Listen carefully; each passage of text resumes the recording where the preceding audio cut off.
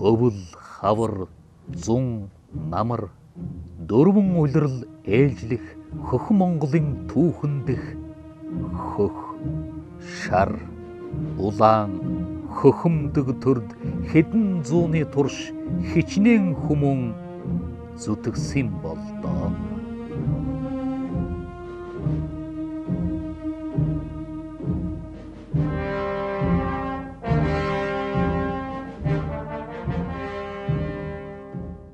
Миний бодлоор бол төрийн хүн гэдэг бол ер нь төр зориулагдсан төрийн төлөө улс их орныхоо төлөө чин сэтгэлтэй байх хэрэгтэй л гэж бодож байна.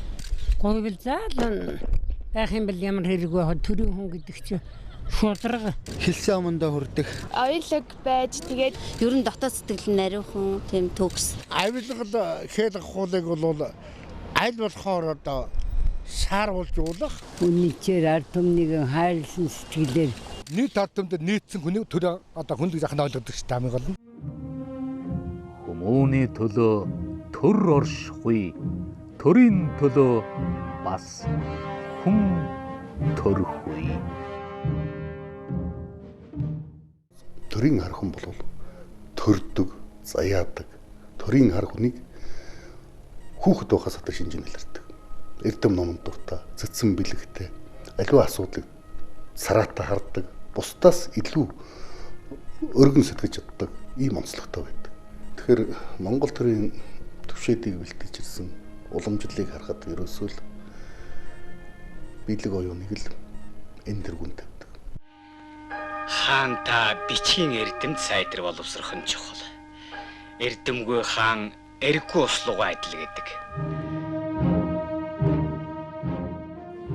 Хааны санааг номонд уй, хартсын санааг төрд уй гэсэн үгс Монгол төрийн хүмүүнийг бэлтгэх уламжлалт үзэл санааны илэрхийлэл болсоор иржээ.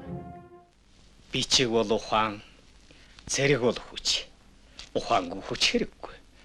Хүчгүй ухаан бас ямар тус байх вүлээ? Эртний мэргэн хаадууд бичиг цэргийн эрдмийг хослон сурсан байдаг. Тэгтээ хаан хүн хамгийн урд төрийг засах эрдэмт сурсан байх учиртай. Ном эрдмийг энэ дэргүн тавьдаг. Ерөөсөө аливаа цэцэн мэргэн шийдвэр бол мэдлэггүйгээр, ном судраггүйгээр, тэр оюуны далаагаас шүрдсэн тан совдгүйгээр болдоггүй юмаа гэдгийг сайн ойлгодог ард түмэн байсан учраас зөв шийдвэр гаргаж чадах хүнийг сонгодог юм уламжлалтай байжээ. Төрөө дээдэлж, дэрч бүхэл шүтэж, биширч ирсэн Монгол үндэсний хувьд төрийн хүмүүн байна гэдэг төрсөн бие умартаж нэгэн үзүүртэй сэтгэлээр төр түмнийхэн төлөө зүтгэх журам туйлсийн эзэн байна. Төрд ажиллах хүний 8 зарчим гэж байдаг.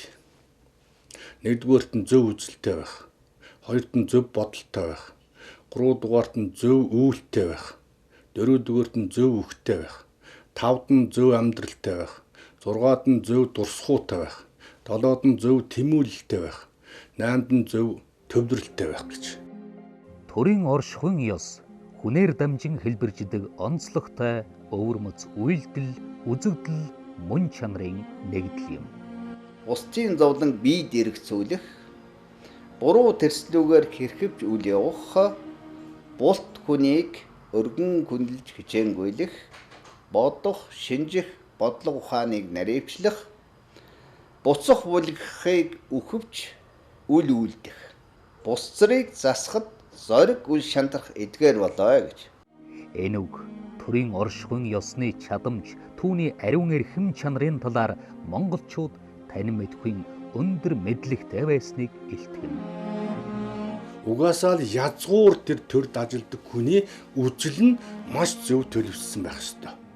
Тэгж байж тэр хүний одоо хүч чадал, тэр хүний эрдэм боловсрол мэдлэг нь тэр ард түмний нийтийн эрх ашиглуу яах ёстой.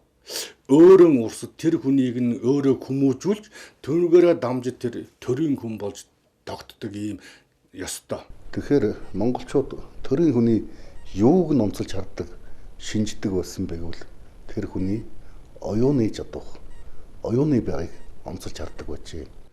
Хүний бодол санаа зөв эрэм бэлэгдэж байж гэмээ сая тэр даалгаврыг, тэр ажилбарыг яадгүй хэрэгжүүлж тэр олонний тусын тулд явуулдаг.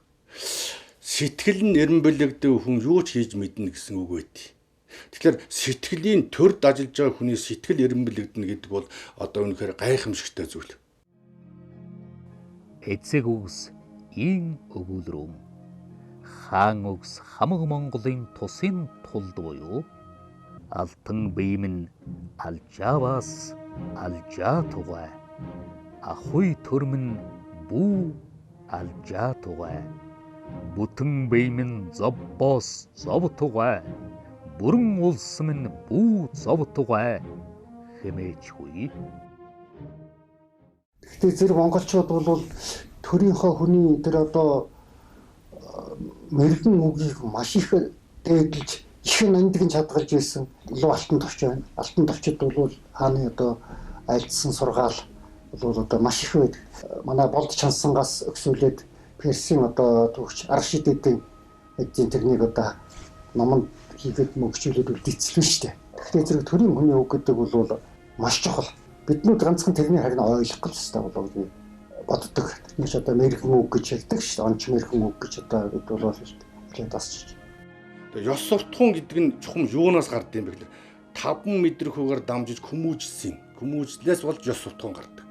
А тэр хүмүүжил дээрээ суурилж байжээч сая яадгүй. Ёс зүг бүтээдэг. Ёс зүг гэдэг бол зөвхөн зохиомол зүйл биш ээ. Энэ бол төрөмөл зүйл ээ. Тэгээ төрийн хүн төрдөг ёстой. Төрийн одоо бодлогыг тодорхойлогч агуу улс төрчид болж өрдөг ийм гайхамшигт уламжлалыг бол хэдэн мянган жилээр түүхчлэн ярьж болох юм аа. Тэгээд энэний сонгодог жишээ гэх юм бол үе үеийн одоо онцгой цаг үед төрсэн онцгой хүмүүс байдаг. Монголчуудын түүхэнд Мандан Бадарч явсан, Бууран Дородогч явсан олон үеийнтэй жишээлх юм бол Модон Шаниуг нэрлэж болно. 13 дугаар зуунд Чингис хааныг нэрлэж болно.